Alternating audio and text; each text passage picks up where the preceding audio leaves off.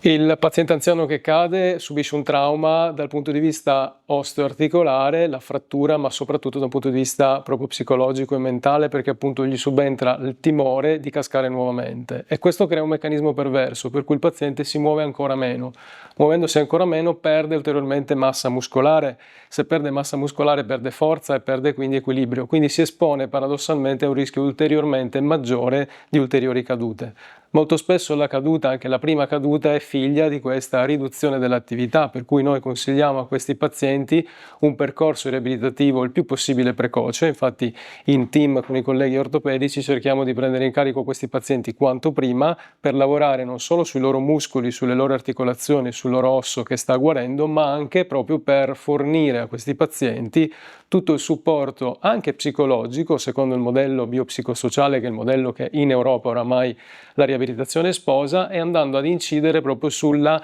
inerzia di questi pazienti che vengono stimolati a riprendere quanto prima le loro attività di vita quotidiana. La riabilitazione prevede anche eventualmente l'individuazione di ausili, cioè di strumenti come i bastoni o deambulatori che possano ulteriormente dare sostegno e quindi dare sicurezza nel cammino.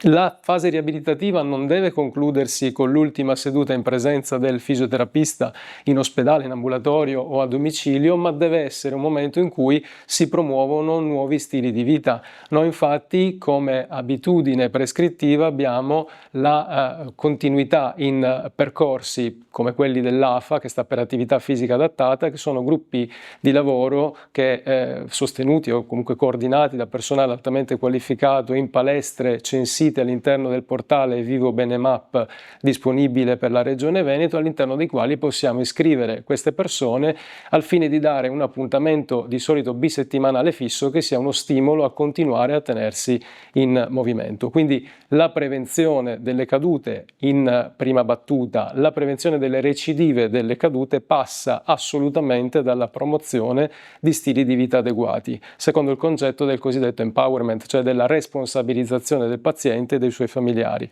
Non si può pretendere di riprendersi da un evento del genere senza metterci del proprio e senza quindi mettersi in gioco in questa chiave che diventa una prescrizione a tutti gli effetti. L'attività motoria e l'esercizio fisico è una prescrizione. Come tutti gli altri farmaci vengono presi regolarmente, anche questa cosa deve diventare un mantra, deve diventare un'abitudine al fine appunto di ridurre queste evenienze. Quali accorgimenti adottare in casa per ridurre al minimo il rischio caduta?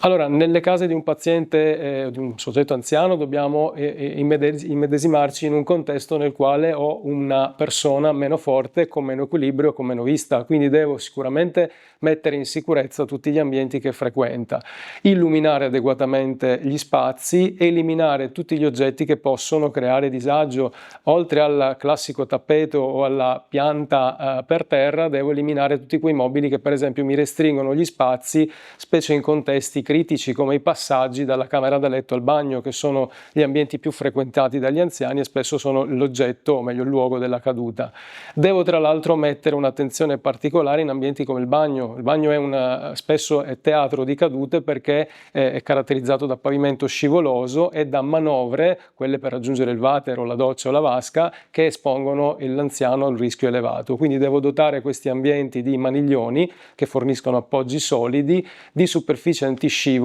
e devo soprattutto supervisionare e aiutare il paziente, quindi con il familiare o il caregiver, affinché tutti i movimenti che esercita all'interno siano effettuati in sicurezza. Un altro concetto che è opportuno sottolineare è che l'assistenza e la supervisione non devono mai diventare sostituzione, cioè la persona anziana è vero che bisogna supervisionarla, aiutarla, ma non bisogna sostituirsi, perché altrimenti involve dal punto di vista funzionale, perde le sue capacità. Quindi sì ad una attenzione in più, no a un mettere da parte le capacità dell'individuo, ma bisogna invece appunto portarle il più possibile avanti affinché